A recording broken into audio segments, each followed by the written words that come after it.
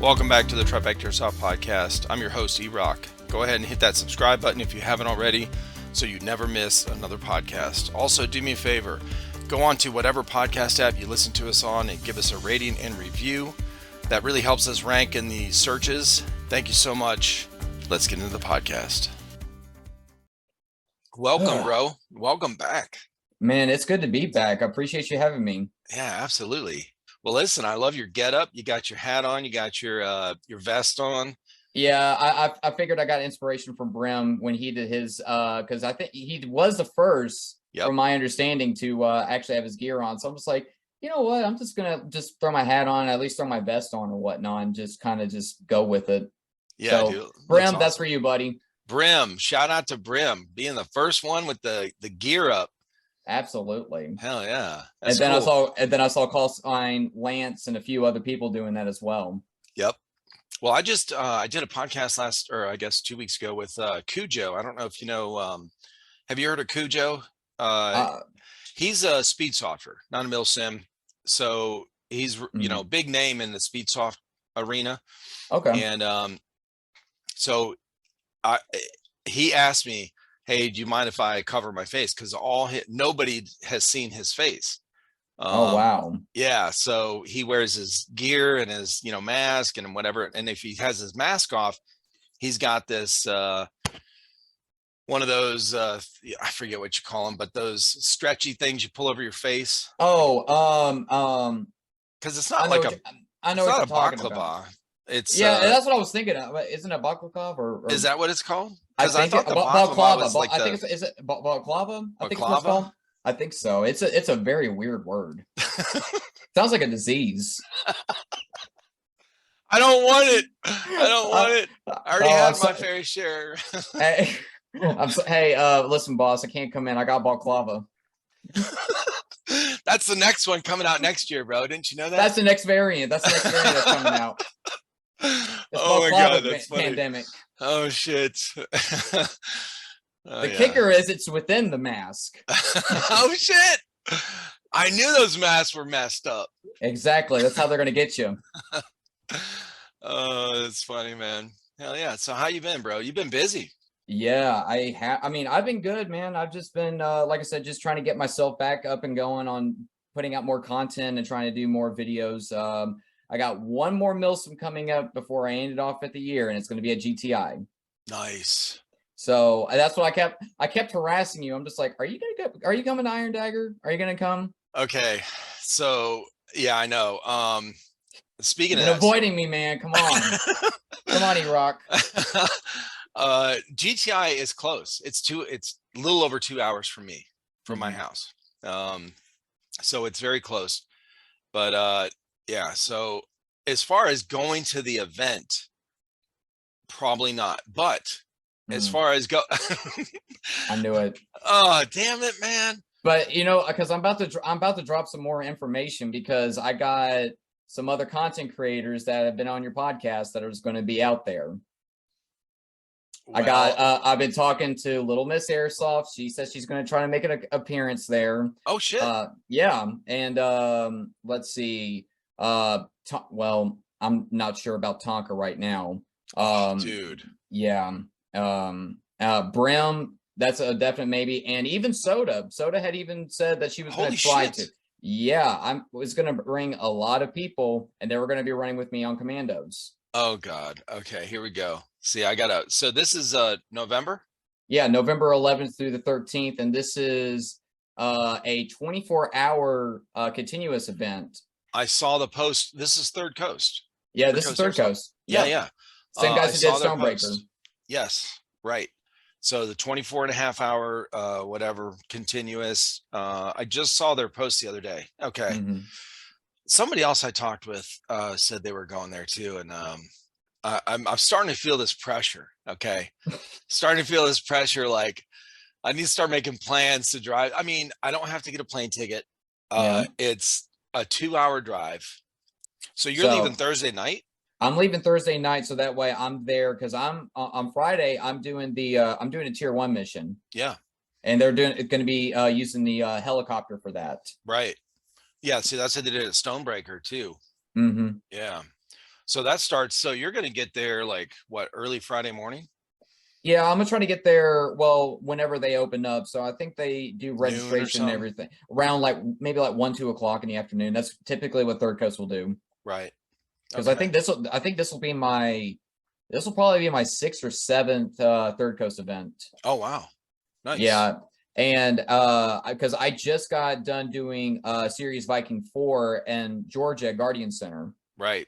I want And to hear that about was that. it was a lot of fun. It was I did the tier 1 mission there, and I got to team up with G-Base Tactical, and they're special operations forces group that opened up that has a storefront in Florida. Oh. And so I got a chance to team up with them, and really cool people. I highly recommend checking them out. Yeah, for sure. I've never heard of them. Okay. Yeah, G-Base Tactical. I actually just got a patch from them as well. So Nice. but yeah, it was an awesome experience. They did what was really cool about this one is that the Empire had a element in the air. Some guy had brought his $20,000 drone, and we utilized that for our advantage for the entirety of the event. And Oh that's my God. yeah, that's pretty much what has helped us out. Got the win for Eastern. Yeah. That's And crazy. And I mean, like when it was, it had all the bells and whistles from night vision. It had heat imaging. It had like everything. Oh my God, dude. Dude, it literally looked like an AC-130 footage and everything like that. Like it was so sick. That's crazy. Yeah, because I think I saw on your Instagram, did you post a short or a reel or something where somebody was using the drone? Or you weren't see the drone, but you saw somebody who's the Was using a controller in their hand. I think that was Third Coast that actually did that. Oh, But that's right. like, Okay. yeah, because Sal, he was talking to Freddie Flux, Okay. who leads Eastern. Gotcha. And so that's he was just talking to him and how we're utilizing this element, and that we're also going to be utilizing it again at Iron Dagger 2 coming up in Oh November. shit. Yeah, that's crazy. So you could use it for surveillance and recon just as or long whatever. as the helicopter's not in the air. Right. Yeah, that makes sense. Right, but which I know the helo is just only going to be up throughout like just a day, but at night we can utilize the drone, which is perfect because obviously it has night vision and heat source. Dude, that's crazy. What an advantage. It really is. I was when I was talking to some of the other Eastern commanders. I think it was Dagger 6, Crisper. He's another guy who's I recommend talking to. He's a really funny dude. He likes to steal memes, but he's an awesome dude. He's one of those guys. I feel like it's a little personal right there. He stole your meme, bro. He steals meme. It's not just me, it's everybody. Oh shit. Or he'll post it first before it's like, oh hey, this is cool. I'm going to send this to him, and it's like, oh, he already posted like 5 hours ago. I'm like, how did he get this? That's one thing I haven't done. I haven't posted any memes, but I see them all. I watch them all. And but yeah, he was saying that he got in contact with somebody who's bringing a drone, and I was like, oh, okay, that's cool. Yeah. But then he was like, oh, it's a $20,000 drone. I'm like, the stuff we do for airsoft guys, geez. Oh, it's crazy, bro. And then all the guys getting nods that are like 20 grand, like the full setup.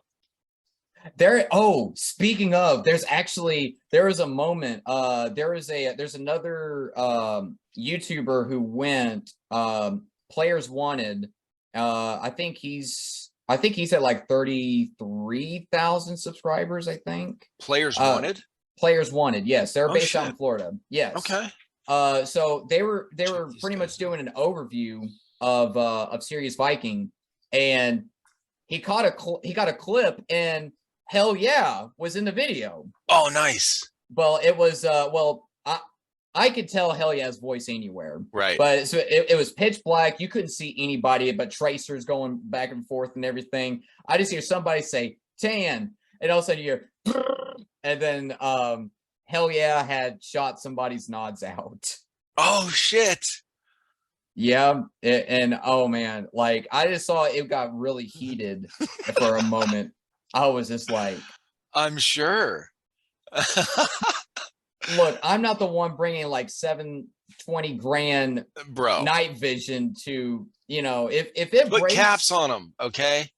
I mean, yeah, you would think they would have something to protect the lens, but 3D printers all day can make that shit, fit over there with a rubber band or some shit or something. I mean, if you're going to spend that much on gear that a BB could break, you better cover it.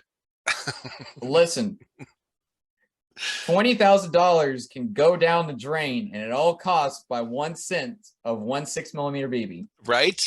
For real.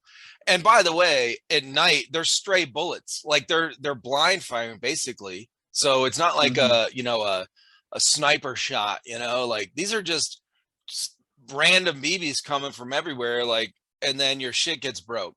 Okay. I can only imagine how much it costs to get them fixed. Yeah. No shit. Oh man, but I mean, other than that though, I had a fun time.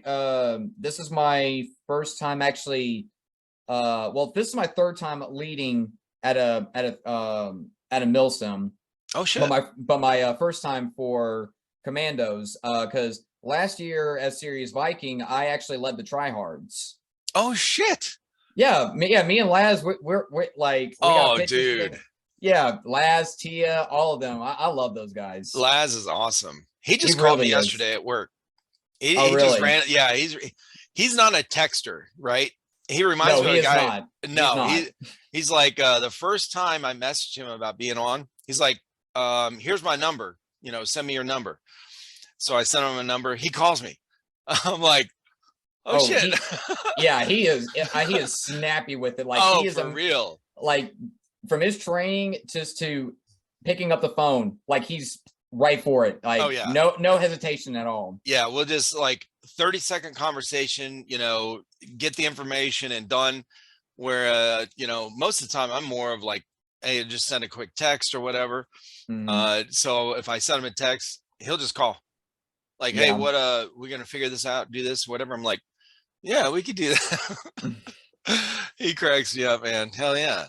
But yeah, it was really cool seeing them again, because I haven't seen them since the previous Viking, but they saw me in all green and everything, and so they like Tia comes up and tries to do like an assassin kill on me and everything, and then we just end up hugging and everything like that. But I love all the tryhards. Like they have a special place in my heart, even though if we're trading BBs across the field, but we're frenemies. You're frenemies. Yeah, we're frenemies. Exactly. And it was funny because me and Laz, we were like, okay, let's make a deal. So whichever side loses has to have like the person who won has to look triumphant and the other person has to look like disappointed or dead. So in that picture I put up on Instagram, I saw it. He's like this. He's just like, and then I got my friend Killshot. He's which is another person, by the way. I know. I'm just kidding. I haven't talked to him yet. The confirmed kill shot. Yeah. No. Yeah. That's another awesome YouTuber. He actually was just he was at Ballahack before Viking. Like he went from Ballahack and drove all the way down to Georgia. And he actually got to play with Novridge. He came out to Ballahack. Right, at Ballahack. Yeah, when Novridge was out there. Yeah, he got to cool. He got to go out there, meet him, and he said he got it on camera, but he shot him, so he got Novridge. Oh, that's cool. Hell yeah.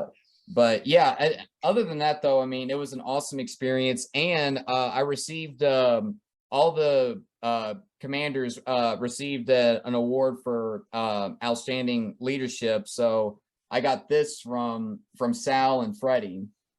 Oh, there it goes. Nice. And then it just has like Third Coast Airsoft and Airsoft Junkies on the back. Oh, that's cool.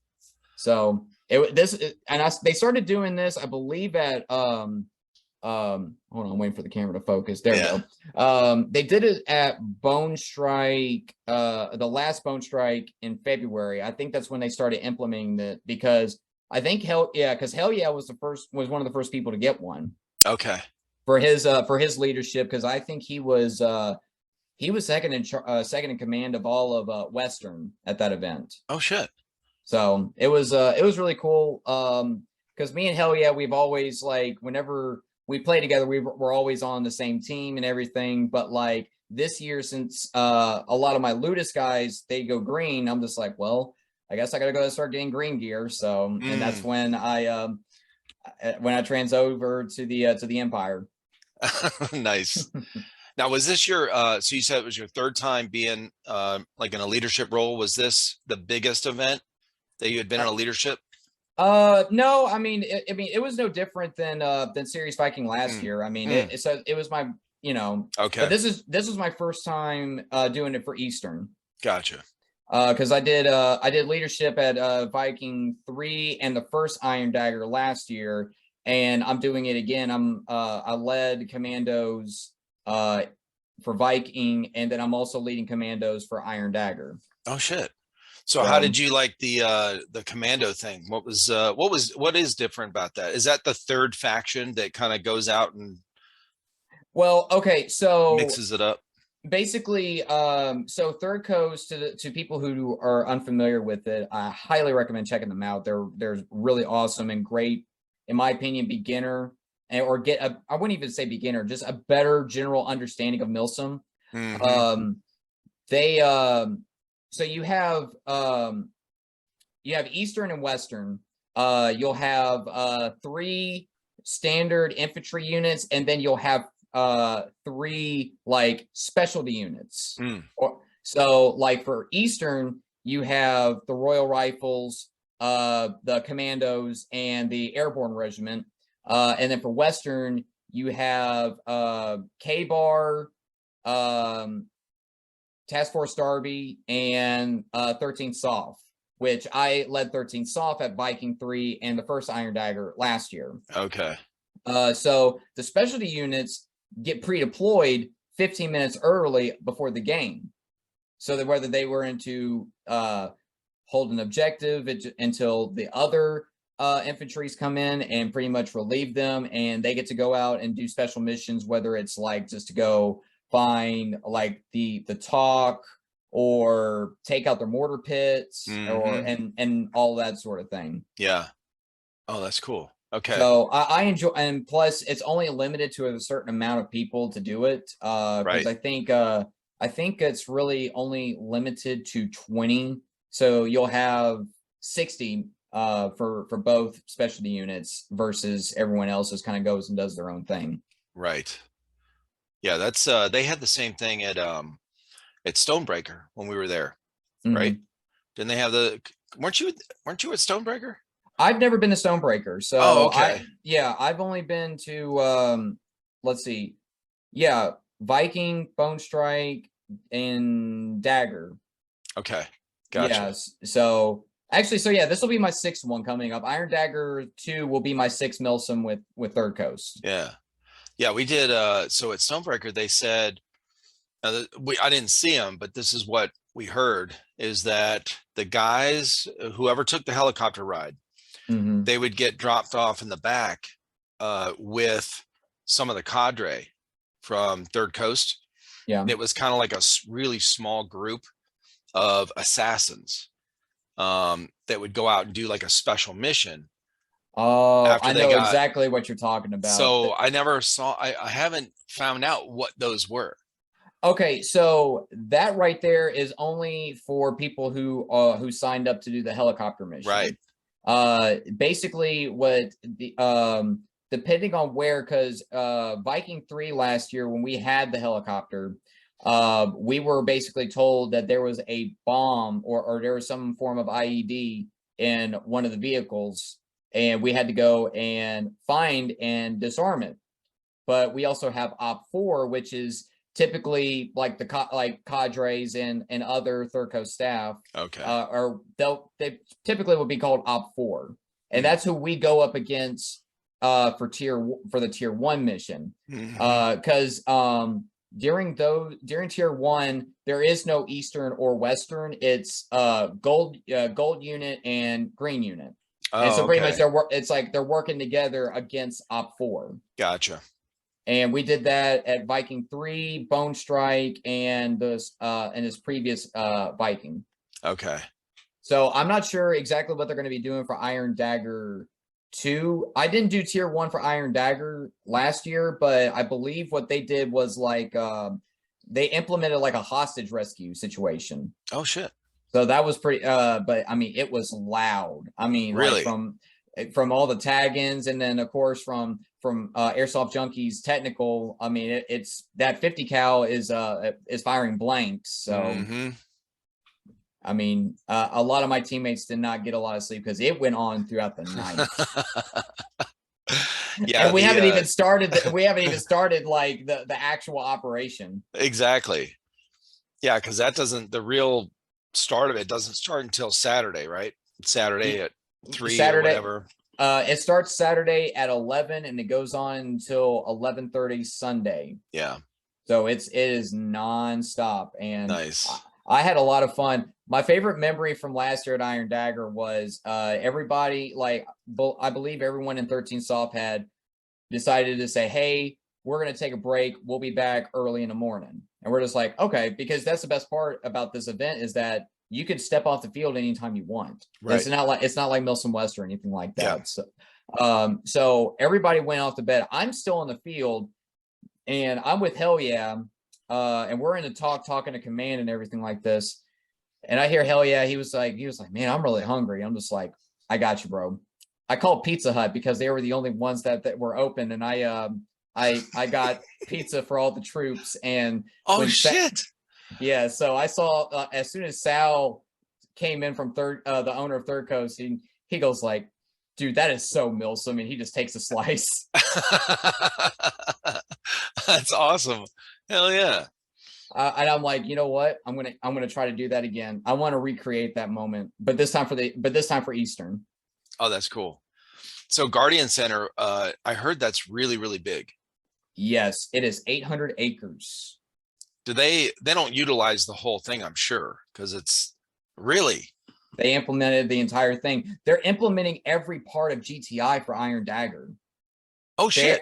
Yeah. So it's because a lot of it was closed off at Stonebreaker. Okay. Yeah, they are utilizing the entirety, like the entire property of GTI. Damn. So because they're throwing a surprise at us for this event. They have a resistance and a civilians are going to be, or a resistance movement and civilians are going to be in play for this event. So there's going to be a role play element added to this one, which I don't think it's ever been done in Third Coast. Well, if not for quite a while, actually. Gotcha. So and I like hearing that. I know. I'm just like, this is going to be insane. I've always wanted to get involved with like role play events with Airsoft, but I just never see any in my area that utilizes that. Yeah. So being a part of something like this is going to be a lot of fun, and I'm really looking forward to it. Hell yeah, dude. But yeah, Guardian Center, they utilize the entirety of it. That we've even got to use the subway tunnels because we weren't able to use that last year. Oh, that's cool. Yeah, they had a from subway tunnels. They had a airplane graveyard. Oh shit. Yeah, I mean, I don't know if you actually ever seen pictures of this place, but it's got an entire city. Like well, I've seen the drawn back pictures, the like drone pictures, whatever, they're like really far away. You see all the buildings and stuff. Yeah. But so you've got from Battlefield 4 multiplayer, you got Metro, right? Mm-hmm. The map Metro with the subways. And then you got the airplane graveyard from Call of Duty. Essentially, yes. Holy shit. And it was so worth it. It was outstanding. I was really happy to see everybody that I haven't seen since the previous series Viking, and and it was just really cool, like seeing Hell Yeah again, seeing the tryhards, and then seeing Tonka, and it was just like it was just really cool and everything like that. So yeah, Tonka, man. I know. Bro, I know this won't come out for a couple weeks, but anyone that knows this guy has got to feel his pain right now. Dude, I'm talking like everybody has felt his pain. When I saw his post, I started reading the post, and like, you know, the second sentence in, I'm going, okay, so this is a joke. I'm thinking there's going to be a, you know, where's the punchline down here? Right. And I'm going, and I'm thinking all this stuff in my head, like, okay, it's not April Fool's. Like, what is going on? So, and then it ended, and I'm like, wait, what? Oh, he's fucking serious. Like, oh my God, man, the gravity of it hit me. I was just like, holy shit. Oh my God. Yeah. Cause everybody, I mean, I've talked to a lot of people, like me and Hell Yeah have actually been talking a lot, and you know, we really want to do something for Tonka. Like, you know, because right now Tonka, he's really depressed right now about the whole situation. I mean, he lost all of his gear, his guns, and I mean, and that's not including all the rest of the stuff, because he has, from my understanding of his story, is that he has his garage is his man cave, right, where he keeps all this guns, gear, and everything else. He basically lost his entire man cave. Yeah. And it's just like, he's not expecting a pity party. He's not expecting like things like for the community to give back, right, or doing, you know, it's just like, it was more of like, he, you know, a lot of those things are sentimental to him. Sure. Very sentimental, and this very hard to replace. So it's like, we've, you know, I've even told him, because you know, me and him, we rock tiger stripes. Right. I don't know if you saw the post, but it was kind of fun seeing like two tiger stripes linking up. So yes. But yeah, somebody asked you on your when you posted on your story, you know, ask me a question thing, whatever. Yes. Where do you get those cool looking tiger stripe? Oh yeah, Weapons 762. That's it's a retail store out in Spain, and they got a lot of different camo BDUs that it's really hard to find. But yeah, and I mean, I've never seen the purple tiger stripes. Yeah. And I was just like, dude, these are sick. And I messaged Third Coast, and I said, hey, can I utilize this for commandos? I mean, they're tiger stripes. It's just got a little bit of jelly in there, you know. So I essentially gave it the nickname my PB&J Tigers. Oh, nice. I was gonna say, what, jelly roll or something? Yeah, my PB&J tiger stripes. I love it.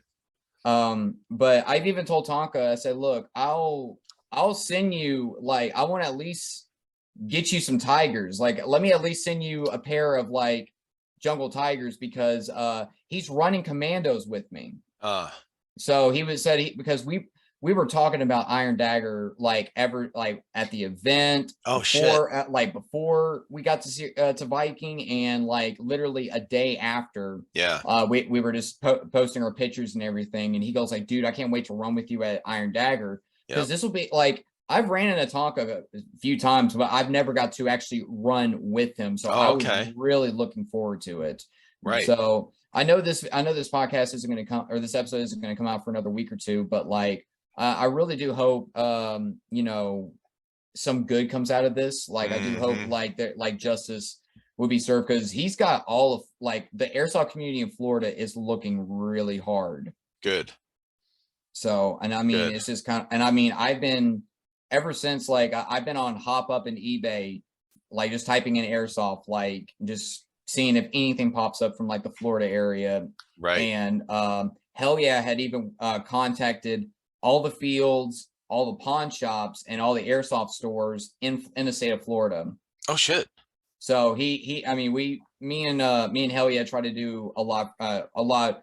Since we're not in Florida, we at least want to implement, like, I wanted to utilize my platform to at least be aware, to just like, hey, these are the items. If you see anything, let me know, or contact Tonka. Hell Yeah did this, he did the same thing by just going and messaging all the retail stores, or retails, the playing fields and pawn shops in all of Florida. Right. So we've been really trying our best to kind of work on something, and we, you know, because Tonka doesn't want anything in return. But Right. it's just like, but we love Tonka. He's an Right. awesome player. He's very wholesome to the community. Yep. Yeah, he's a good dude, man. Exactly. And I hate it when players like Tonka get targeted for something as stupid and just as something like this. Not only that, but he had so many different outfits. Oh my gosh. So many different uniforms and so many different camos and stuff. Like, dude, I know. I'm like, man, I'll give you half my arsenal. I'll give you some things just to go ahead and get your feedback on the field. But I did message him. Last time I talked to him, he was very appreciative of everything I've been doing as far as like spreading the word out there. Right. And to that if nothing pops up, like it's just going to be hard for him to get back into it. And I just said, look, I understand completely, but you know, we're going to get you back. We're going to get you back playing again. Yeah. You know, like you can't, like I said in the videos, like you can't get rid of us that easy. No. Especially after the impact that you leave us and other players. Right. Yeah. Yeah. Hopefully, you know, something like that, a little bit of time, you know, he'll start to, I can't imagine he'd want to stay away from all of this, you know, for long term. Right. Exactly. Yeah. It's okay to take a break. Yeah. The pain is definitely, it's probably still pretty fresh, you know, because it just happened, but a couple months, you know, hopefully he can get something together where he can still go to Iron Dagger. I mean, I do hope so, but I mean, you know, you know, I'm not trying to sound like an asshole or anything, but like it's like I would be surprised if I see Tonka at Iron Dagger, and that's not trying to sound mean or anything like that. Yeah. It's just like, if anything, I'm going to be more excited than anything. Right. But I would be more surprised if I actually see him and playing alongside us at that event. Right. But yeah, it's just one of those. It's one of those things, and I really just hate it for him. But I've reassured him that he's got an awesome community that's really wanting him to come back, and we're going to do whatever we can to help him out in whatever we can. Right. Yeah. Good. Yeah, that's not good. Well, hopefully, you know, something will come out of that, some good, and you know, he'll get some new shit and break it in, and it'd be like starting all over again. Absolutely. And there is, I think that's one of the things in life is that it's okay to get a restart. It's totally fine. Like, you know, in life, you really don't get a restart button. So getting an opportunity restart is a blessing in disguise. Yeah. Sometimes it is. That's, you know, I've talked with a handful of people that some of the more difficult times they went through kind of led them to airsoft, and they wouldn't change it for anything, you know, myself included. So, you know, it's you as well. Come on. Yeah, exactly.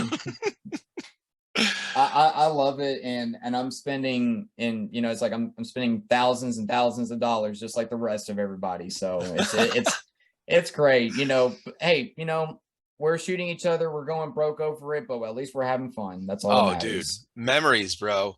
Like, I'm going to tell you, 10 years from now, you know, when you start thinking about what did you do the last 10 years? Oh, I saved all this money. Hey, that's great. I'm not putting that down. It's good. But if it's at the cost of having experiences and memories that you can look back on and tell people about, and these stories and group of friends and all these different people you meet, it's I would take that every day. Absolutely. Yeah, absolutely, for sure. Yeah, because I'm actually going to be utilizing this right here for Iron Dagger, because being that this is a 24-hour event, I plan to run as light as I can. Yeah. So this right here, this is the new Knobridge SSR4. Yeah. Oh, it looks nice. Yeah. Oh, this thing is so light. Really? I mean, it's under 5 pounds. Damn. And I mean, and I already got like a nice little flashlight for it. So Yeah. I mean, this thing is really nice, like right out of the box. And I think it's this is a what variant? The all polymer variant, and it's like sitting at like Okay. $250. Not bad. It is not bad at all, especially because I had the first Novridge SSR 15, his first AEG that he came out with about 2 years ago. Okay. That was a rifle that started my airsoft career essentially. Nice. Now that SSR 4, is that is the nozzle purple? The nozzle is not purple. Have you heard of that? Have you heard that? Yeah, the purple Promi bucking. Yeah. Right. Yeah, the Promi bucking. I mainly hear it only from SMG, or not SMG, LMG users. Gotcha. Okay. But no, the only upgrades that I've put in here. I changed out the hop up unit. I took out the dust cover. I have a maple leaf bucking maple leaf hop up bucking. Sorry, I had to correct myself there. And I got a 6.01 Type 4 inner barrel, and I'm using 0.3s, and I use Blue Mag for their for my BBs. Nice. Ludus is sponsored with them. Yeah, shout out to Blue Mag. I know, I love their products. They're very and not only that, like the people at Blue Mag are super awesome. Like I've seen your podcast with them, and they're real awesome people. Yeah, Austin's cool as hell. Oh yeah, absolutely. And speaking of Ludus, I also I heard that you were also going to be interviewing one of my teammates. Who is that? Airsoft Brittany. Yeah, dude, I asked her on like 4 months ago. Really? Whatever happened? So she couldn't. There was a couple things that came up. She couldn't, get on, get the time to get on. Mm-hmm. So, and then it was like one of those things where it just, hey, I'll let you know when I'm ready or whatever, that kind of thing. Right. So, but yes, I'm still waiting to schedule one with her. I'll talk to her. I'll talk to her or her husband Donnie. I'll talk to one of them. That'd be great. Yeah, I'll most definitely do that. But yeah, no, because when I saw we have a little group chat on Slack. Yeah. For all the Ludus members, and she said that she's going to be on TriFecta's podcast. I was like, oh snap, that's awesome. Oh, that was back when I that first was talked back with him? Okay. Yeah. So but then I was just wondering, I'm like, yes, it's been a while. Where's so look, well, this goes for, obviously you and I, we've always been able to, whenever we schedule something, it's easy. That doesn't always happen.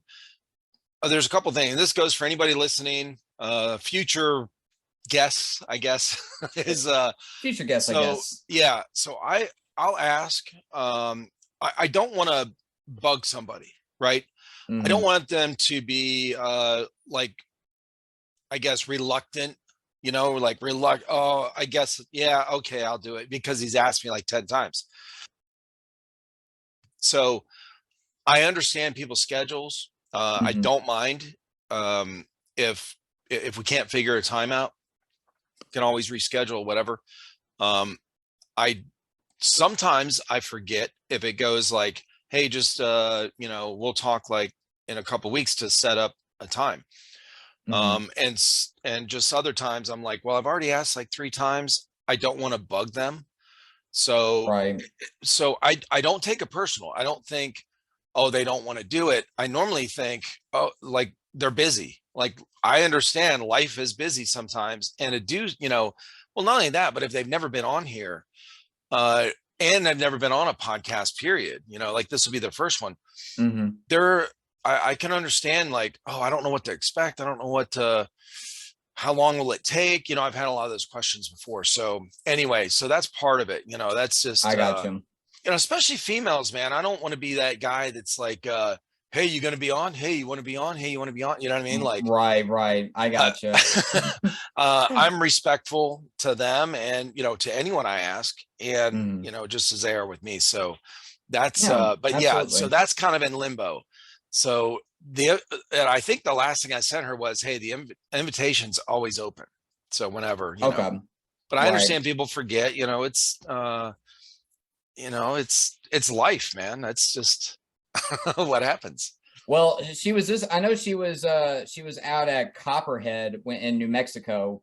She Yeah. was out there with Unicorn Leah, Soda, and a few other people. Right. But yeah, no, I will say this, Brittany, she's done outstanding work for herself, like for herself and for the team as well. Yeah.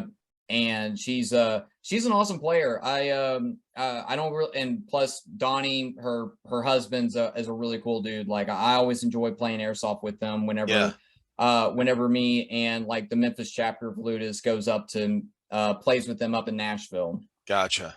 So it's one of those things. It's they're real solid people. But yeah, she's her and Donnie both have just been really busy with a lot of things, both in airsoft travels. I mean, they're essentially like me, like I've been traveling all across the states. They've been traveling all across the states and everything. Right. And I think because I think right now they're getting ready for American MilSim's Black Site 2 that's coming up in Alabama. Oh, okay.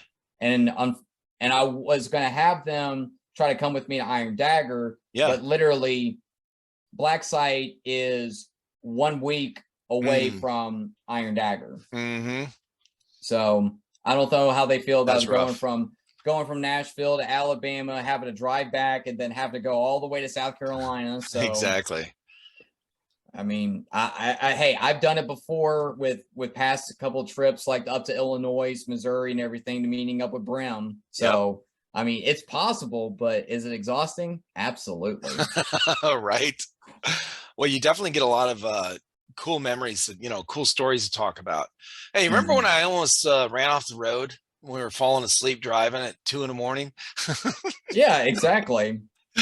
Plenty of those. Definitely plenty of those, because that's one of the things too. I never want to fly with my airsoft gear. I might look, unless if I actually know a person that lives out there, or there is an airsoft retailer that I can just message them saying, hey, I'm traveling from such and such. Can I just ship my stuff over to you and just hold on for it?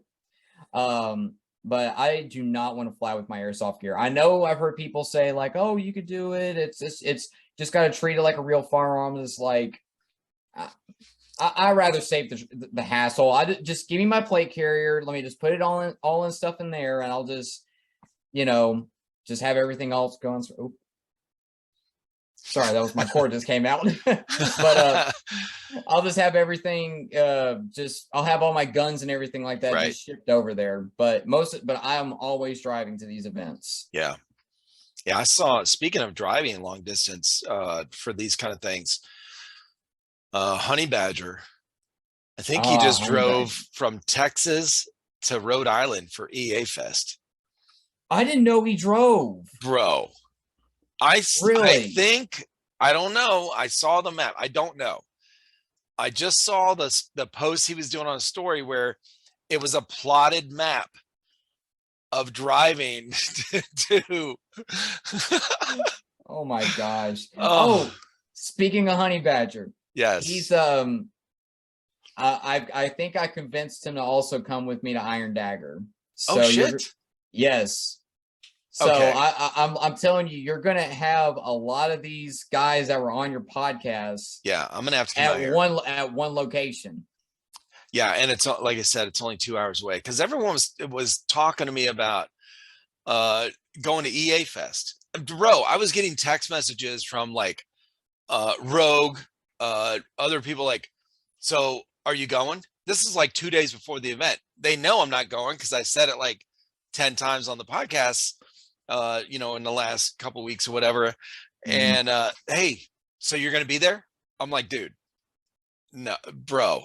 Okay, I'm feeling some peer pressure here, and I'm sitting there going, man, I just cannot drive that far. I'm not doing it. 15 and a half hours, not doing it, bro. When I was younger, hey, I will drive wherever. but no.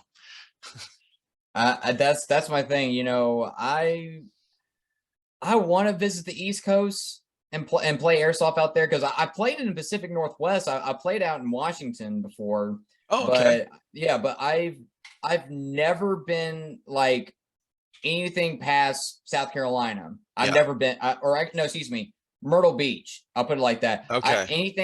Anything else past that, like I've never been up there. Yeah. So I mean, and plus, I mean, I do have a lot of friends up in the East Coast that I really want to go visit. So, but I just, gosh, that's a lot of driving. I like it down here in the South because it's like a lot of the cooler, in my opinion, a lot of the cooler places are down here. Yeah. And being that in Memphis, like I like to call it like I'm basically in the center of the map. It's like I can expand to other locations throughout the South. Right.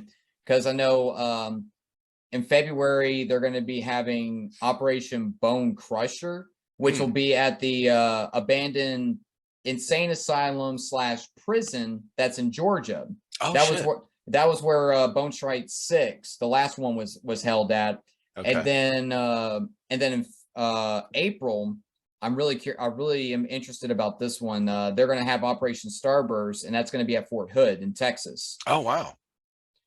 And I've always wanted to visit Fort Hood. I've seen a lot of like how they have their buildings and everything laid out and all that. So that's definitely on my airsoft bucket list. Okay.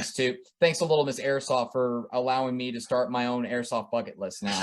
Right.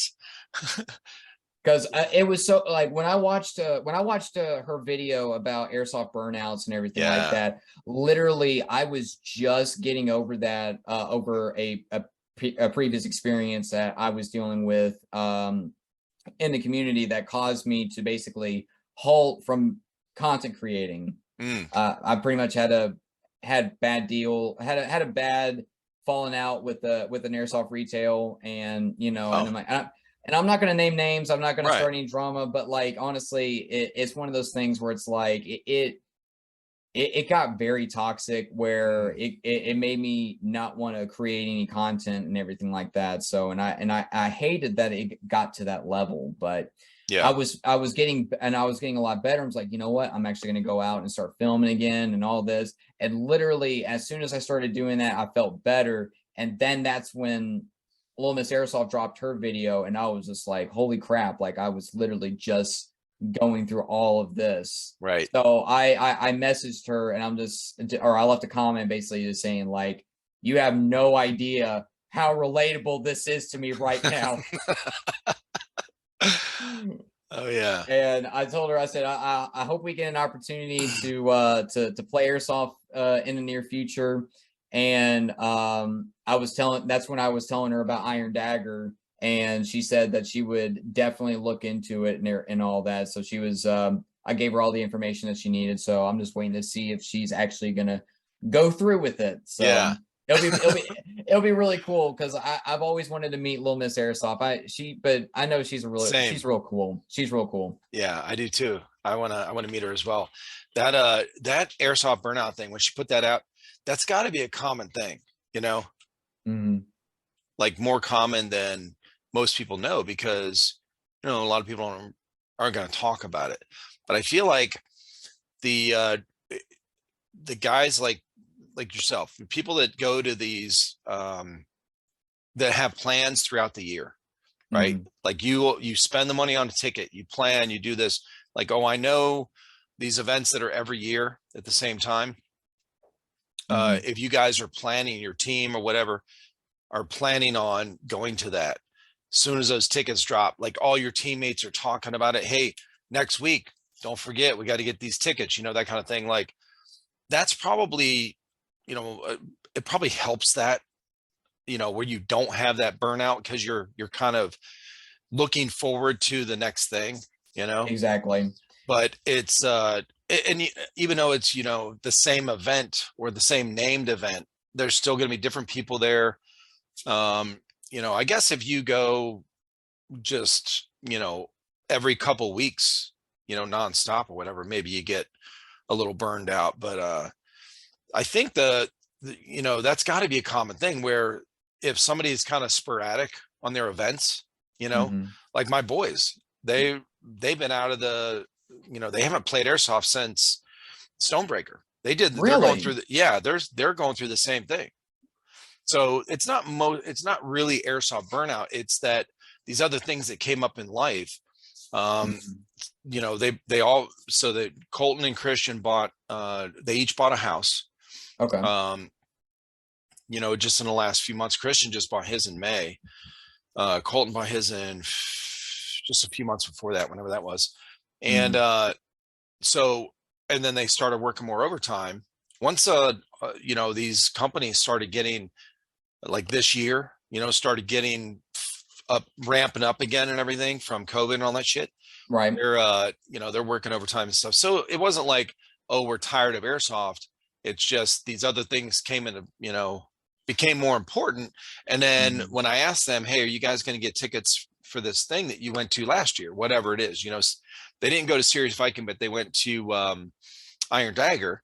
When I asked them last weekend or a couple weekends ago, hey, are you guys planning on going to Iron Dagger? They're like, you know, so it's not like, oh, I don't like playing airsoft anymore, but they're kind of going through this, like, I guess, like it's not that important to get back into it right now, kind of thing. They don't feel this pull. Right. You know? Yeah. I mean, which it'll eventually pull back, but like I think it's a lot worse to content creators like myself and Little Miss Airsoft, yourself and everything, because when you experience a airsoft burnout, especially as a content creator, it sucks.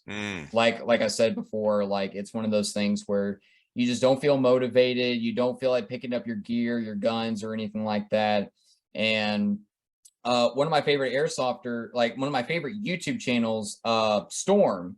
I get a lot of my he's one of my inspirations behind my channel, and I never hide that from people. It's just like I always give that man credit. But yeah, he took like a 5-6 month break from everything, and you know, and it's just like, and seeing that he's still engaging with the community, like talking to his fans and everything. And it's it was, in a way, it was relieving to see that somebody at that like level who's much bigger is basically admitting like it's okay to take a break from all this. And so that's what I'm like, okay, I'm just going to give myself a break, but I'm just not going to tell anybody. You know, I want to be able to go out there and enjoy myself. Like I've tried you know, during my little situation I had, and I tried to force myself to play, and it just wasn't the same. Like I just hadn't, you know, so it's just like, I was like, maybe if I really just try to push myself to doing it, but it's just still what, like I noticed I was sluggish. Like I was just like, I just did not care. And I'm just like, yeah, it's not the same. So that's why I'm like, yeah, I wanted to wait for that spark to kind of get back to it. So to any other content creators out there listening, it's okay to take a break. Right. It is okay. Yeah, absolutely. We're not going to judge for sure. Not hard, if you go if you go a few weeks without you know, making content or whatever, or a couple months without making content, you know, don't be so hard on yourself. Like it's okay. We'll still be here ready to watch whatever next thing you put out. Exactly. Like for real. And we'll be glad for it. We won't be mad that you didn't put some out for 2 months. That's what I've noticed with my fan base, is that like the people who enjoyed my content, like when they've like I'll have a couple people comment, they're just like, he's back, with a bunch of heart emojis and everything. I'm just like, seeing that right there just definitely makes up for it and everything. So absolutely, for sure. You can't hear this. I just turned this fan on. You can't hear this thing in the background, can you? No, I can't hear it. Okay, good. Man, I'm fucking burning up in here. I had 2 cups of coffee, and I'm like, I think because I just got out of the shower and I drank these 2 cups of coffee, and I'm sitting, and normally I have, you know, the fan on or the air's running, whatever, but it's so cool out tonight but it gets Oh my hot in God. here because I got the lights on, I got the fucking monitors, and then my computer's ready to blow up because it's working overtime because it's old, and so it's hot in this room. Oh man, I'm telling you, I am so happy for this cold weather. It's finally kicking in. I'm just like, man, I cannot wait for Iron Dagger because Viking wasn't bad. It was like the humidity and stuff like that. We actually had a little bit of a nice little breeze. Yeah. So it was like it was really good. But I'm really looking forward to Iron Dagger because I adapt so much better in the cold. Like I just, even though I'm wearing like long sleeves, playing in all these heavy gear, and it's like 80, 90 degrees with 100% humidity, I'm able to run out there no problem with it. I just love the cold. I just love it so much better. Well, I got to say, man, this year, this year mostly, this is the first time in my whole life, as an adult, I guess, that I am looking forward to cooler weather. Now, I don't want snow, but growing up in Cleveland, Ohio, around a bunch of cold and snow and everything, and then when I was stationed in when I was in the military, all my duty stations were hot, and I loved it. Right, once I found that, like, this is what I love. I love the beach. I love the heat. I like 90 degrees. I don't care about the humidity.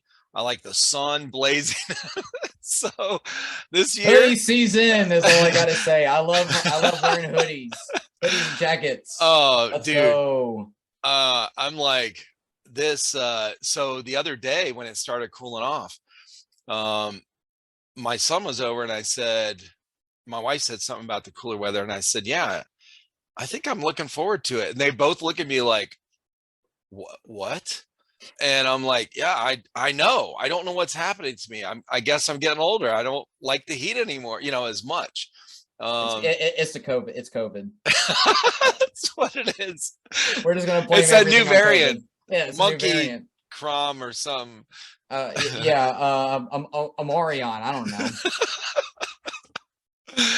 Oh, it's so funny, man. But oh man, or the balaclava. That's what it is. Balaclava. Yeah, see, I'm the first case of it. That's what it is. Yep. It's literally the third sequel in the series, and literally it's the mask this time.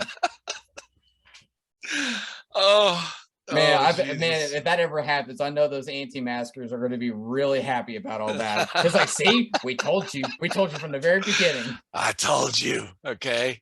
Oh shit. Didn't want to believe us. Oh, it's funny, man. So, man, you got a lot of plans. Your team now.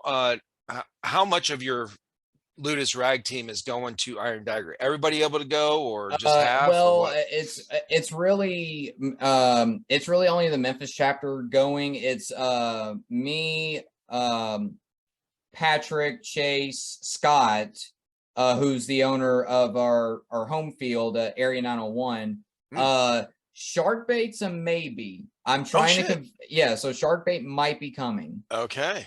So that's another person that's adding on. So it's like no pressure, but all these people you've interviewed, they're coming. Oh, I can't handle the pressure. I mean, it's almost like EA. It's almost like EA. It's like, but this time it's an Iron Dagger. So yeah, look, bro, I'm gonna block all you guys that are going. Oh man, on Discord, and so I don't get any messages. No, I'm just kidding. No, it doesn't bother me. Oh, and honestly, this is what we're gonna do. This is what we're gonna do. If you don't show up, I'm gonna find every single one of us. We're all gonna take do a video selfie, and we're just gonna be like, "Wish you're here, E-Rock." We're gonna send that to you, and you have to post it on your Instagram. Oh shit! Yeah, well, I got to figure out a way, at least to meet up with you guys. Yeah, for sure. Before or something like that, because I have flexibility with time, like my work schedule, whatever, and so there's no excuse I can't drive down there, for a 2-hour drive. Right, because I don't know if you saw the map or the player's map of Iron Dagger 2. I did. Dude, I saw that post. Yeah, like it's double the size of Stonebreaker. It's yeah, because I was just thinking it's like you were having a hard time with Stonebreaker. I'm just like, gosh, has he seen the map for Dagger? Well, you've been to GTI, right? So yeah, this will be my third time going. Okay. So you know where the helicopter usually lands and takes off from? You know, that field next to the building. So, and then if you're walking from the camping area where everyone parks and tents, all the tents and shit, which is where, we were over there as well. So you walk, I don't know, about a football field, and you're at the where the helicopter takes off, and then you go up that short hill to the building, that first building where everyone kind of congregates. There's a lot of battles there just over that ridge of that hill. Oh my gosh, yes, that's just a kill zone. Yes, and there's those Connex, shipping containers or Connex boxes up top. So that's actually where I met Hell Yeah, and didn't even know it. And he didn't know who I was until I started posting about it. And then he messaged me, and this is before I was doing a regular podcast. He messaged me and said he saw some pictures, and he's like, "Oh, I saw you there. I was the one that talked to you or whatever." So I was walking towards along at the bottom of that ridge line towards the helicopter. So I had walked up with everybody, my guys, their team and everything, and I'm taking videos and pictures and everything. So we walked from the campground to kind of the other side of through the registration parking lot area and all that kind of stuff. And then on the back side of that registration building where they have the safety brief, at the bottom of that hill, I walked from our campsite to there, and I walked around for a little bit, and then I was walking back because I couldn't find somewhere to sit down, and I didn't want to sit on the ground. So I was like, I need to make it back to the truck so I can sit on the tailgate for a minute. So anyway, I'm walking back, and I'm literally walking as I guess as fast as I could go. And I'm taking like 6-inch steps. Okay. My calves just wouldn't push anymore. They couldn't work. So I get to Hell Yeah, and he's standing there watching me for a good 100 feet. Walk over, he goes, "You okay, man? You walking or running?" And I go, "Hey, this is my running for me right now." He had no clue what was in, I know who he was or whatever. So, but anyway, that's where I met him. But yeah, walking back. So walking up to there and then walking back to the campground, I go to walk with them to the whatever they're getting ready to do. I couldn't walk. I was able to get my boots on. I was dressed. I took my boots off that night, but I was able to get my boots on, but literally fell out of the tent. And my son Colton was like, "What the hell?" He's making a joke. He's like, "What, are you drinking already?" It was like 8 in the morning or 7 in the morning, whatever. Yeah. And I was like, "Nah, man, my legs are shot. I can't get up from yesterday." And he's like, so he comes over and pulls me up, and I was able to sit on the tailgate of the truck. But anyway, it just, yeah. So I don't want to, I don't want to I got you. I understand. It's kind of like, are you getting like are the Vietnam flashbacks kind of kicking in a little bit? Yeah, right. This is like thinking about GTI. It's like, oh man, I don't want to have that happen again. Oh, dude, it just, well, it's frustrating for sure. But I mean, I'm way better than I was. It's good. Just, it seems like it's really slow. I don't know. But then again, I'm not really walking that much. I do some walking at work, but I mostly, with construction, flipping houses, construction. We're in a, small area. So you're walking downstairs and you're walking, 50 feet here, 50 feet there. But that's it. Not continuous for a very long time. But so anyway, I will get out there eventually. But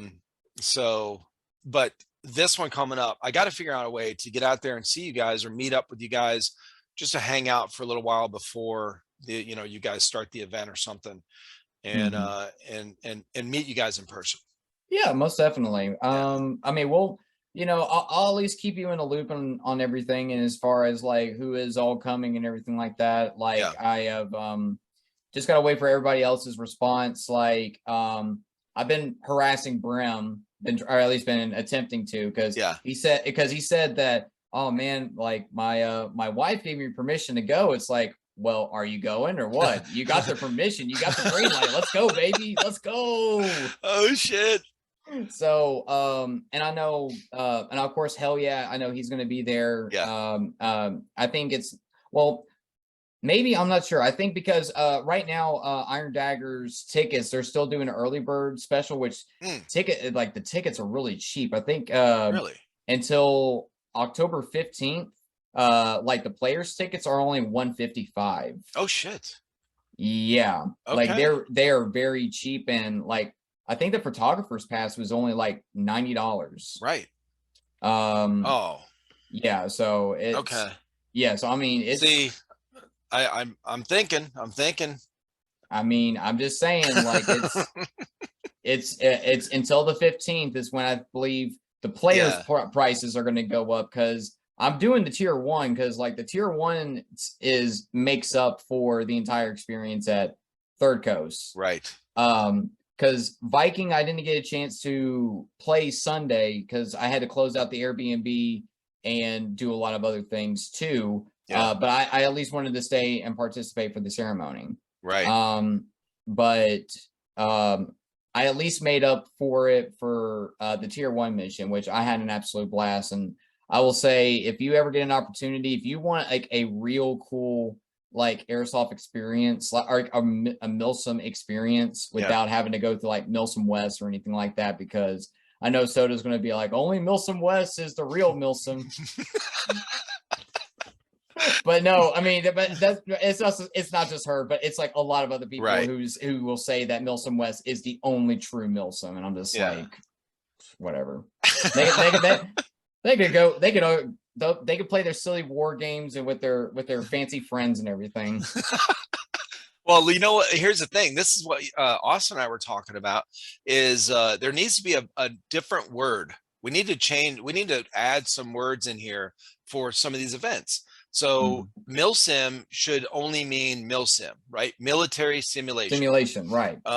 So MilSim West, their events, and I guess some of the American MilSim ones are pretty accurate that way.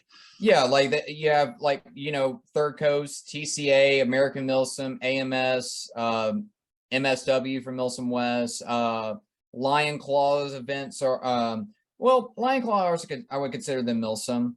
But see, when you take a break, if it can't be called a MilSim if the event starts on Friday and goes till Sunday, but it's not full on like on the field from nonstop. That's not military simulation, you know, in my opinion.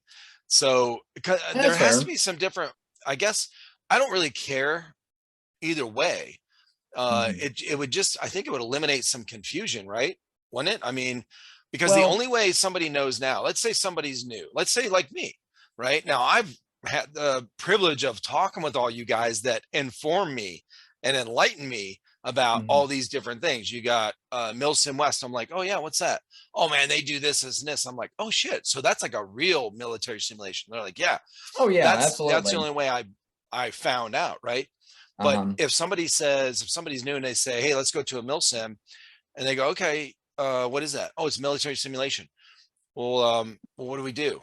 You know, there's so many variants of the MilSims that it's like, which one is it? Is it a 40-hour continuous, like balls to the wall? It's like being in the military for 2 days straight. Okay. That kind of thing. Or is it, oh, we camp out over here, you know, we have a couple hours of play and then we go back here and, you know, and hang out and have fun time, you know, whatever. I don't know, but there's got to be another word. Well, you know, typically like what I like to do is I like to call them TCA events. Yeah. You know, you know, because at the end of the day, it is an event. Right. So, you know, like Iron Dagger, I would consider that a MilSim because it's a 24-hour continuous operation. Right. Continuous. Yeah. Right. So to people in that aspect, so yeah, like that would be considered a MilSim. Right. Versus like, well, Series Viking was a little bit different because normally, you know, like Stonebreaker, for example, you know, you had phase 1, phase 2, phase 3, and phase 4. Right. Well, and you get like, you play for 2 hours and get maybe like an hour break. And which, this is one thing I do like about Third Coast, is that I think Third Coast is wonderful. It's a great starter platform to get into the world of MilSim. Yeah. I think because there's the command structure that they have, their admins, the just the player base is just like, it's very welcoming, very understanding. And I mean, I've made a lot of new friends through Third Coast. Right. And, you know, and again, like, you know, they have such an amazing staff. So I think Third Coast is very ideal if you want to get into the world of MilSim. Yeah. Without actually, because unlike me diving to the deep end and doing MilSim West for my very, very, very first MilSim. Right. And I only lasted about 9 hours. But Serious Viking, what they did was they only had phase 1, 2, and 3. They've eliminated phase 4. And so instead of you playing for 2 hours, you're playing for 5.5 hours, and you're only getting an hour and a half break. Oh, wow. And then you're back on for phase 2. Oh, how was that? Did you like it? Oh, I loved it. Like getting to be on the field a lot longer. Right. A lot of the players definitely enjoyed that. Because they said for future events, they put up a post on their Third Coast Facebook page, basically saying, do y'all prefer Stonebreaker hours or do y'all prefer Serious Viking 4 hours? Huh. It was like 90% Serious Viking hours. No shit. So they wanted longer phases. So for like 5.5 hours of being out there, and you only getting like an hour and a half break for lunch. Right. And then you just go on from like, gosh, we started at 11 and we went on until like 3:30. Yeah. And then we kicked back off at like right around 5. Oh shit. And then we kept on going until about like 11. Oh wow. So then when they do phase 3, you were only playing for 3 hours. Yeah. So it kind of brightened things up because people are still, you know, a little sore. So they're just kind of like, you know, all right, we'll just make phase 3 only 3 hours, versus like these guys have been pushing for 5.5, doing 10 hours of playing all day yesterday. Okay. So they get. Well, that's interesting. So these event coordinators, you know, these companies that are putting them on, TCA and all these other guys, they're listening to advice or to feedback and going, hey, what can we adjust? And that's what I like about them too, because, you know, I talked to Sal just for 5 minutes at Stonebreaker, but you know, right when the action kicked off, right. And then we were right in the middle, caught in the crossfire. So we had to skedaddle, but we, you know, great guy. And I've been wanting to have one of those guys from them, either him on or one of the guys, you know, one of the event coordinators from TCA on the podcast to talk about these kind of things. Because, you know, how do they adjust? How do they come up with these events? How do they, you know, what kind of things are they looking forward to in the future to adjust for 900 people showing up to an event? Man, that's a lot of people to, you know, to coordinate what goes on and stuff. So these are but yeah, it's well, and that's the thing too. I'm not saying, as far as MilSim goes, the word, I'm not saying it's one's better than the other. I'm saying, is there a way we can, some vocabulary we can use to distinguish the continuous ones? Well, I guess it's called continuous, duh. To never mind. I was just gonna say, I'm just answering my own question here. Yeah, just call it like, is it like, so is this one going to be a continuous event, or are they going to, you know, so I guess you just answered your own question there. Yeah, that's, yeah. So, okay. So is it the coffee? Is the coffee really kicking in, man? No, you know, I think it's the coffee and the heat. It's so hot in here. I'm just like, no. No, am I making you that nervous, dude? Come on now. You talked to me before. I know, right? Yeah, you know what's funny? I don't get nervous on these anymore. surprisingly. I was a little nervous with Kicking Mustang, because that was a great interview, by the way. Thank you.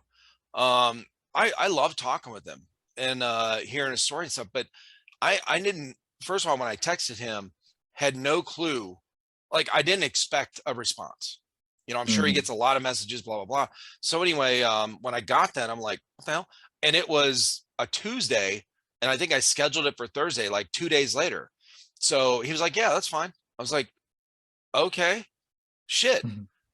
So, but anyway, I was a little nervous on that one because I was like, oh, I gotta research and I gotta look at this, and you know, so I balked a little in the beginning. Like, I didn't know what to say, you know, which is weird, but normally I'm not nervous on these anymore. So right. Well, I mean, after taking on Kicking Mustang or whatnot, like, you know, that was really, I literally was just like, did I read? I got, because I get notifications from YouTube whenever you post, and then I was going on break at work, and then I pull up my phone and I was just like, TriFecta Airsoft Kicking Mustang. I was like, wait a minute. It threw me out the blue and everything. I'm like, man, this guy literally got Kicking Mustang on here. I had I don't know how many messages on Discord, people DM me saying, is this a joke or is this the real one? You know, when it first popped up. And I was like, no, it's the real one. Like, it's the real dude. I wouldn't do, you know, a meme like that or whatever. But anyway, yeah, I've actually had, when I invited a couple people on after that came out, I had them say, yeah, I want to be on the podcast, but I saw you had Kicking Mustang on. I don't want to talk about it. And I was like, okay. Like, I don't usually bring up, like, we're talking about you and your story, and I'm not, whatever, that's fine. Are they, let me guess, are they, a lot of them, like UK airsofters on there that said that they didn't want to do it? Actually, neither of them were. No. Really? Yeah, they were, different countries, but I was like, yeah, I don't mind, whatever. We don't have to talk about it. Yeah, I mean, I'm not going to bring it up. I mean, I'm not talking to him. I already talked with him. I'm talking with you, so that's fine. Exactly. Which I will say this, I actually came up with like 2 ideas for the podcast, actually. Like, I feel like yes. Okay, 1, wear the patches. Wear the patches. Yes. Wear them, or where are they? No, where are they? Like, we need TriFecta Airsoft patches, bro. Oh shit. Oh dude, where are your patches? My patches are being made. No, is that what you're asking me? I didn't know. Okay. I was, because I went to your website and I was just like, this guy's got everything, but I couldn't find patches. So number 1, I ran out. Okay. Oh, okay. So I didn't have them on here. I just got a full bag. Oh, no. Brand new. Okay. Like 100 something of them. But anyway, so, and I'm glad you brought that up, because anyone that's been waiting for some patch, call sign Cap, Try Hards, who else? Me. You, Lobo, like all these people. Now some of the recent ones, or Lobo is just recent, but all y'all have been waiting forever, and I was waiting forever as well. So anyway, I got them in last week. I'm getting ready to ship all these different things out to everybody, and I'm serious, bro. I'm looking back at my messages like, oh shit, who did I tell? Who am I supposed to send to? I have this whole list on my note paper here, like, okay, to this person, to this person, to this person, this person. So, but anyway, yeah. Well, okay. Well, because at first I was, because even back then, like back when I first came on a couple months ago, I was just like, does this guy, I mean, this guy has everything from coffee mugs, but where mouse pads, but where are the patches? Don't get me wrong, these are all cool and everything. But like, come on now. Yeah, I was out. Do you not see? Come on now. So they're actually listed in the storefront, you know, on the website. You can, you know, when you put that on there, whatever, you can, I have products that are on the storefront, but they're hidden until I get some back in stock, whatever. Like the The bottle openers, those used to be on. Those are really cool. Oh, those are Well, cool. the original ones, they're not like the new ones, the round white ones that I have on there now. They are, I don't have any. So they're, they're my first run, the first run that I have. And they're like a credit card size, but it's metal.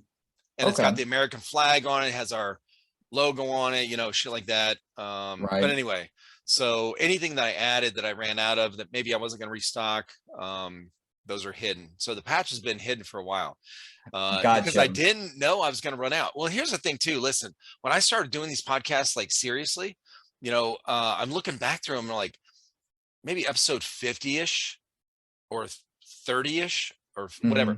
Well, when I started with Little Miss, with Airsofter Sam, with Englefield Echo, with Alex Hillary, you know, all these female airsofters. So when I first started getting into the regular routine of it, I had all these ideas like, okay, I'm going to send them a letter, a patch, and something kind of unique from what we talked about. So I'm going to get myself in trouble here because now everyone's going to be pissed that I didn't send them something special. But I said, I did, bro. You know, I'm spontaneous. I'm expecting something extra special. I know. So I really had these ideas that I wanted to do this. I had good intentions, but I couldn't keep up with it when I started doing 3 a week. I couldn't ship out as, you know, all this stuff. So anyway, I sent like a coffee mug, like that was personalized to a couple different people.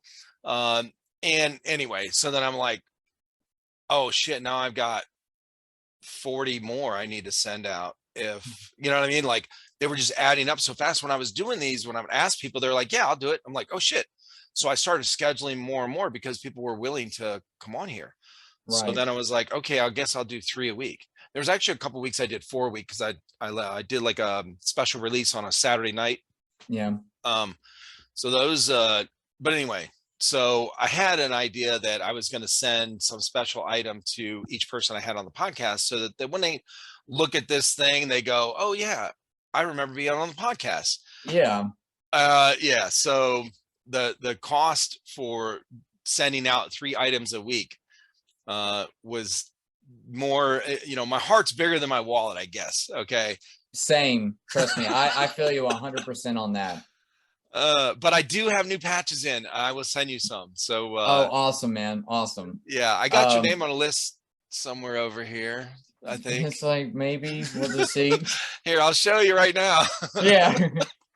But this is another idea I was thinking about too, doing as well. Like, what if maybe, you know, I know in the past, like you've like, for example, with Brim and Call Sign Lance, you know, you had like both of them on. Yep. And when I saw that, I was like, man, that'd be kind of cool. Just like you had like a group of content creators, like maybe like a once a month deal where you have like maybe like me and Little Miss and Brim and like other people. Yeah. We just come up here and we just kind of we just talk about what's going on, like what's going on within the community and upcoming events. So that way, and your content and different ideas with editing and there's a whole lot filming. Of different things. Yeah, like make it like a once a month kind of deal or whatnot, just with different airsoft influencers or content creators and everything like that. I think that would be pretty sick. And then not only that, that's also merging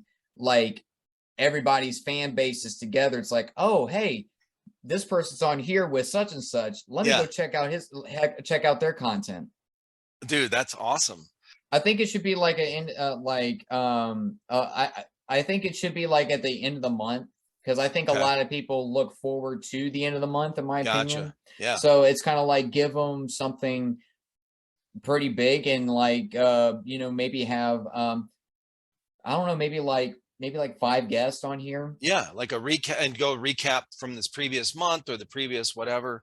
Right. Or just like maybe if they have like a clip, like a clip of the week or a clip of the month they thought was like, oh dude, this video right here made me laugh, or, oh dude, this guy's kill streak is incredible. You need to check this out. That's a good idea. Because it's basically, you're just kind of showcasing other content creators. You're giving them credit. You're just seeing how awesome these players are and everything like that. So I, you know, and plus I think it would be really cool to merge the community even closer, from doing stuff like this. Absolutely. That's a great idea. And that is exactly what I'm trying to do here. You know, that you obviously, you know, is promote your channel, promote your Instagram, whatever, you know, whatever content you guys are doing, or whatever, you know, thing you have going on. I want to promote the guest that I have on here.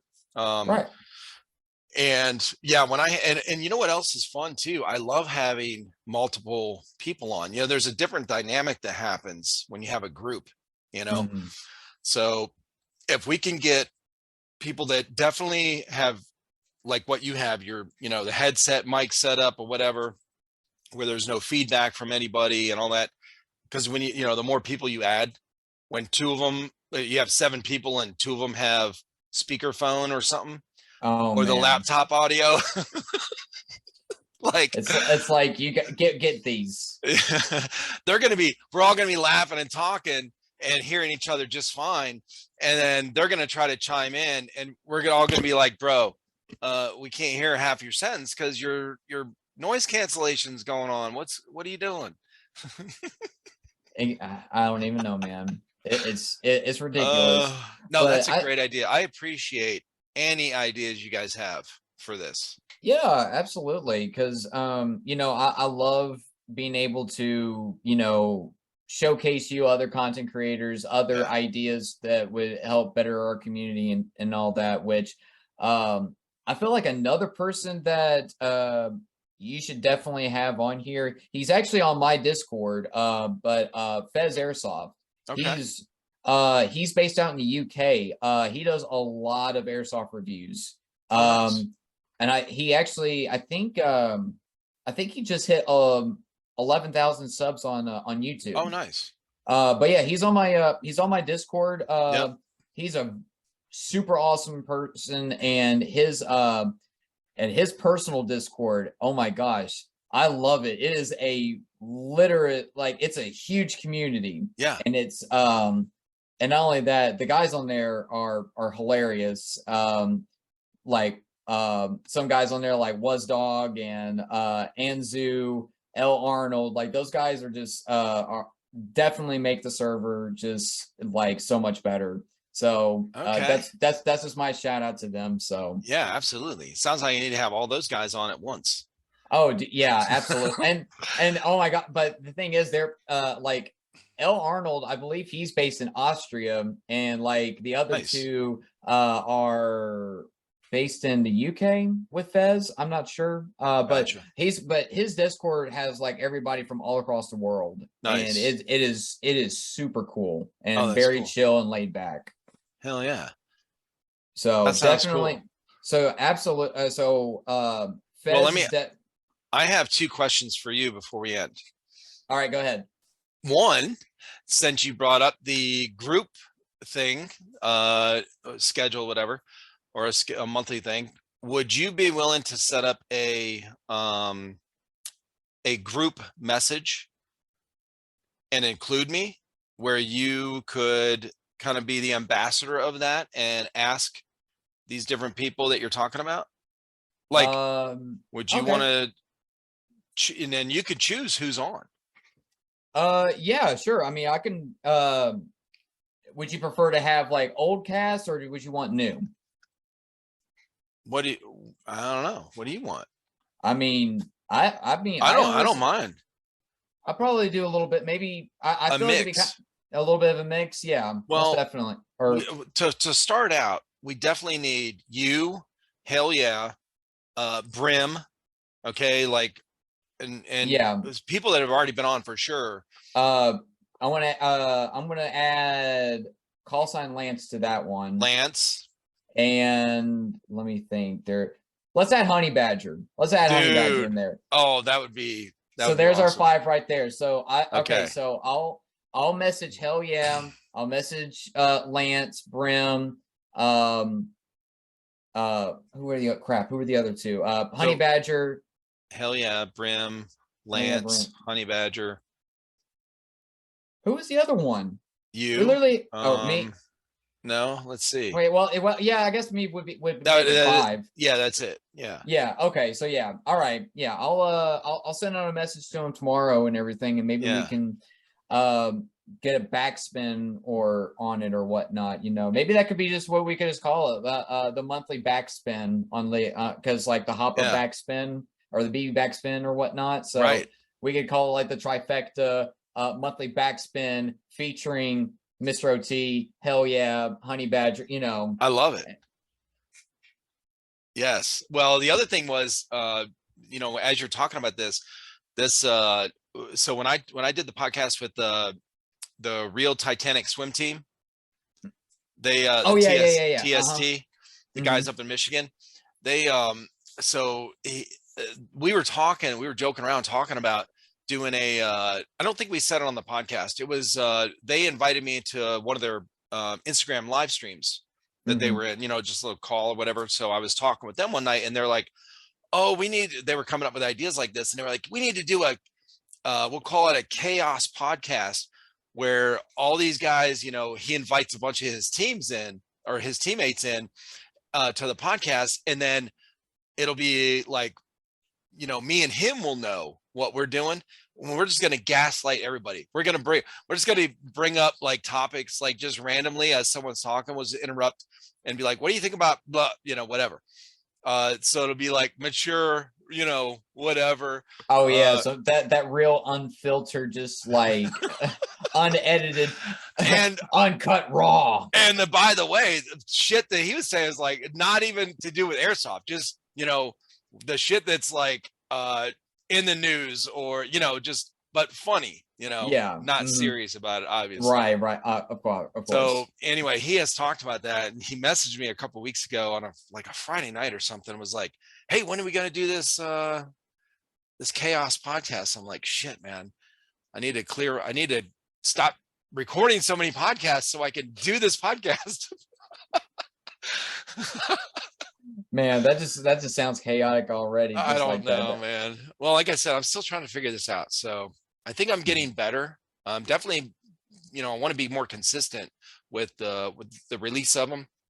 But yeah, I love the ideas that you have. So I do have another question for you.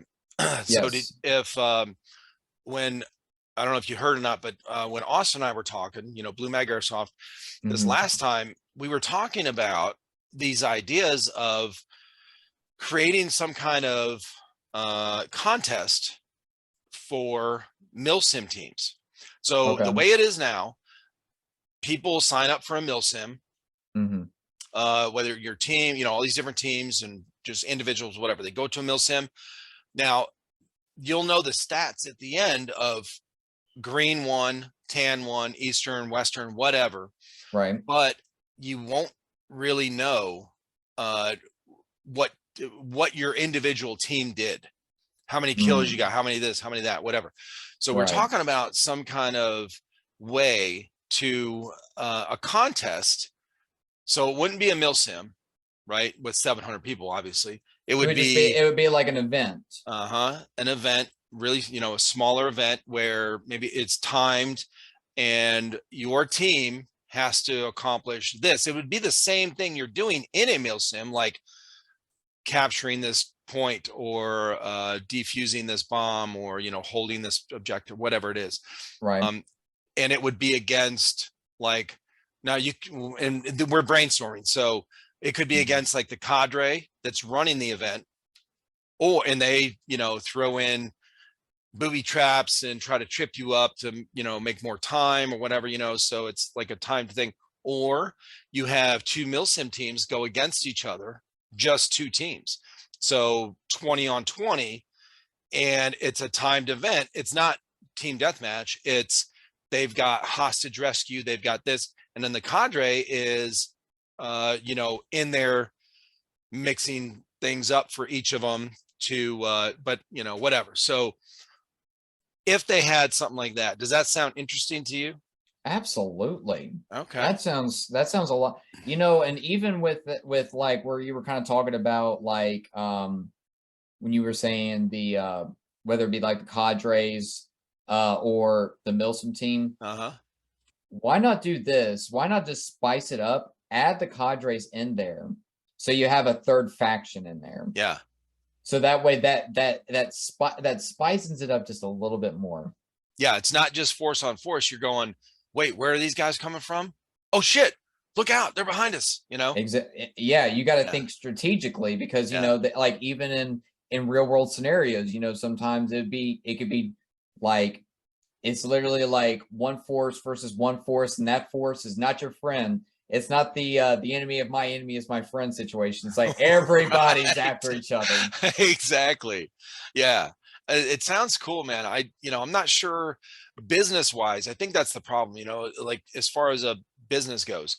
These event holders, TCA and MilSim West, they have to accommodate hundreds of people. So they get these AOs that are very large. And I'm sure, I don't know how much it costs to rent one of these places out for a weekend, but I'm I sure can guarantee you it's not cheap. right. So as far as a business thing, I guess it would have to be at, a small, I mean, you wouldn't need a big area anyway for this event, for a, team timed contest or whatever. Right. So the AO could be, pretty small compared to what they normally use for the MilSims. So you would just need a small area, 3 or 4 acres. I don't know, but there's a lot of people, like in your state, in my state, and in Florida. Like there's a lot of people that have these bigger areas. I mean, shit, when I played paintball, the way I got introduced was my buddy's 11-acre property. It was his grandparents, and we went out in the woods. But anyway, it sounds interesting. I like that idea, and the fact that we have like a lot of fields that are in development, and they're trying to gain that notoriety and that exposure. So I mean, I think that sounds like a great idea, especially like I think if and when my Ludus guys they see this episode or hear this podcast, like I'm pretty sure they would be all aboard for it, whether we, because one thing about Ludus Rag I love so much is that we love being involved with the community in any way, shape, or form. So like whether it's kind of like we participate or it's like you want us to act as a helping hand for the event, like we're all for it, because we want to make the player excited to come back. Right. Like that's what Ludus wants to do. It's like we wanted to make it enjoyable, whether you're on our team or you're on the opposite team. We want you to just, to know it's like we do this for fun, and anything like that, we're all 100% aboard for. So yeah. Well, I think what would be cool too is for all of us on the outside that maybe wouldn't, there's not part of a MilSim team, or don't go to as many as, a lot of you guys or a lot of your teams, is you start a national ranking system for MilSim teams that say they completed this event, whatever event alpha, MilSim alpha, all right, and everyone knows what that entails. Like, oh, they got this time against whatever, and so they got this many points. You know how the Speed QB, they have all these tournaments and they have their rankings and stuff. We need one for MilSim teams, because right now you go to MilSim, you got Ludus Rag, you've got all these other teams out here, but the only way somebody knows about them that's outside of their area, or is what, Instagram, YouTube, Facebook, or something like that. But what can you say with your team? Yeah, we went to Series Viking. Well, did you guys win? Well, no, the Eastern didn't win, but our team did really well. Well, how do I know? Right. You guys might suck ass, bro. We don't know. Hey, I mean, you got a point there. So it's just like, there should be like a like Airsoft C3. Dude, I went to that website. I just found out about it not long ago. It's fucking, I love the way it's set up. Yeah, I mean, if Airsoft C3 kind of did something like that, because you can register your team on there, right? And you can, it's all about like keeping up with the events and everything like that. Okay, so like put it like this: it's like you have you have the team, the event they went to, what side they were on, and whether they that faction had won or not. Just kind of starting it off right now, just kind of seeing, but right. But at the same time, you don't want it to basically just be like, oh well, these guys have been to these MilSims, but each time they've lost. But these guys could really be like, SEAL Team 6, it's just kind of like, they could be like badass players, but they were just on the losing end of things. Right. But at the same time, it's like, kind of make it to where it's like, okay, maybe this team has been to this many events or something like that. It's like, oh, okay, that's where I've known them, because they went to, they went to Serious Viking, they went to Black Site, they went to American MilSim, whatever, just like all that. Yeah. So I think Airsoft C3, like, I think even though honestly I think they're not really as active as they used to. Because do you know how to get in contact with them? I emailed them from their website. I haven't heard anything back, because I want to talk with them about it. Because they've got a really good start on this, like a social connection thing. That's already being, that's already in there, built in there, plus their map. Yeah, I mean, but here's the thing though, it's I don't think it's really just been run too properly, or it's just kind of like maybe it's not that up to date with certain aspects. Yeah. Because like I went and checked of fields in Tennessee and Mississippi and like in other surrounding areas.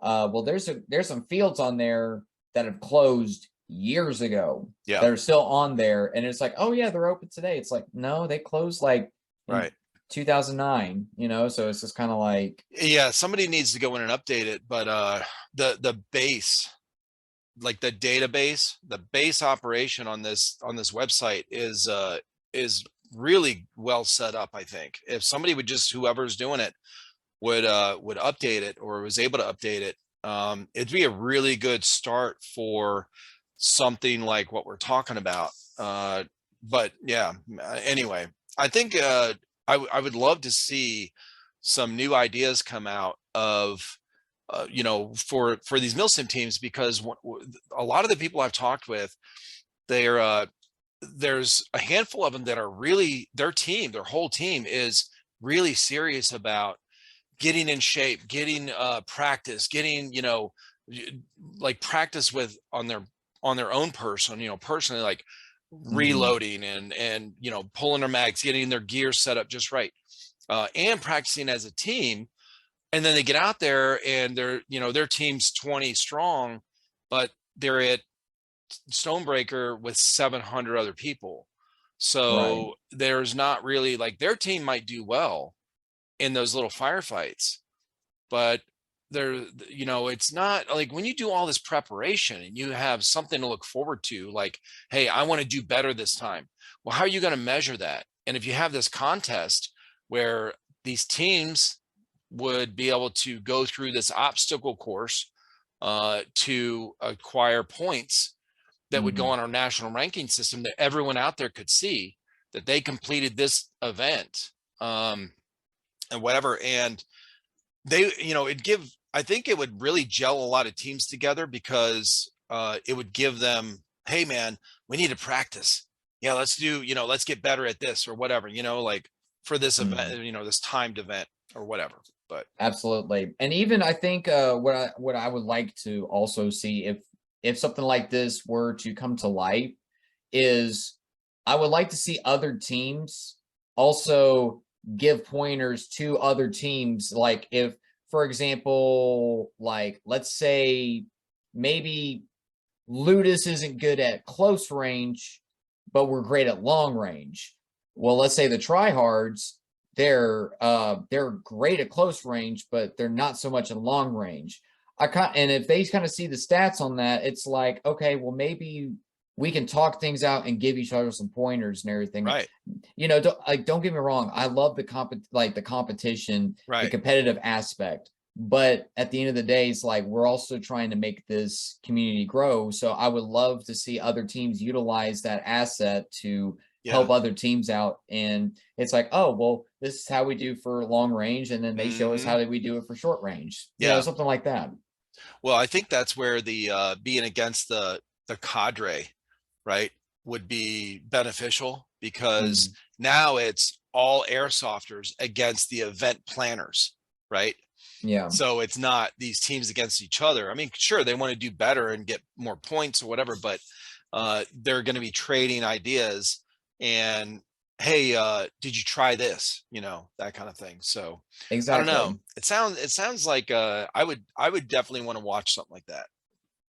Absolutely. I would love to, you know, get footage of this. And, you know, I think this will be even a great asset to put on for the channel or whatnot, you know, and this will, because I remember, you know, paintball used to be really big on ESPN. It's kind of like I'm waiting for the time for airsoft to come through. Yeah.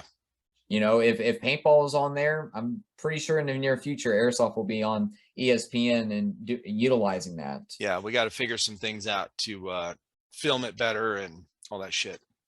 Absolutely. Oh, yeah. Well, man, it's been awesome having you on. Did you have any final thoughts? Other than really, that's just pretty much it. I think that's really about it, man. Covered everything. Cool. I think we essentially covered everything. Did you cover everything that you needed? Absolutely. No, I was I was playing off of you, man, because yeah, it's been great hearing everything from Sirius Viking and all the places you've been and where you're going. Well, and pressuring me into going to Iron Dagger. Yeah, I love it, dude. I mean, yeah, come on now. You got to always apply that pressure, I love man. it, dude. I really do. You know, I know joke about it, but it's you know, it makes me feel good, obviously, when we talk with people on here or on Instagram or something, and then you want to meet up with them, or you look forward to meeting up with them in real life. So everyone I've had on here, I would love to meet in real life. And I have a couple of them. You know, I met Tonka at Stonebreaker before I did a podcast. So and then you met Hell Yeah. Didn't even know it. Yeah. I didn't meet the tryhards, but I had pictures of the tryhards at that event. Didn't even know it. So it's yeah, it's been great. So I am looking forward to that. I will definitely maybe be No. You'll try. Listen, I'm gonna be there. I'm gonna be there. Okay. I'm gonna meet you in person. And listen, by the way, anyone that's ever asked me, if y'all are close enough, if you're driving out here, if you have time, my address, I think, is still on my YouTube channel or on my Instagram or something like that. I've always put it out there. I don't care. I never got a PO box. If somebody wants to show up here, now I know no airsofter would, but if somebody wants to show up here with ill intentions, bring it on. We've got plenty of guns and ammo, and I got plenty of and for the ones that you know, that don't, we got plenty of food and drink and plenty of space, and we're, you know, it's a private area here, you know, our yard and stuff. So and we have plenty of room. We've had, you know, 15 people stay at our house. Oh wow. You know, at a time. Like, it's not big, but it's it's spread out good enough. But everyone, you all are are welcome, man. I've got a lot of videos on our YouTube channel where I'm literally walking end to end of the house. I mean, it's nothing fancy, I'll tell you that, but it is and it's our home. So right. And that's all that matters. And y'all are welcome. 100% welcome. Most definitely. Yeah, dude. So that's the other thing too. I would love to do an after party from one of these MilSims where y'all hang out here. I know it wouldn't be feasible because they end on a Sunday, but and everyone's driving back home, you know, from the weekend. But if we could figure something out, like, you know, something out like that, that'd be cool. Yeah, I'm pretty sure we could probably think of something here in the near future, whatnot. Maybe have like we set up an event or something where we can just kind of like maybe like we do all of our stuff. We do some stuff on Fridays, do a lot on Saturday, and maybe do like a ceremony on Sunday before everyone kind of heads out. Maybe do something that Saturday evening or whatnot, you know? Right. That'd be cool as shit. Most definitely, man. Most definitely. Yeah. But I do hope to see you at Iron Dagger. I'm going to let you know exactly who all's going to be coming. Yeah. And I want to say this, Tonka, we love you, bro. Yep. And we hope that, you know, you're able to make it and we can try to get, you know, get your situation all fixed up. We're here for you, buddy. Great way to end. Yes. Thank you again, man. Not a problem, man. You have a good night. See you, brother. Later, brother.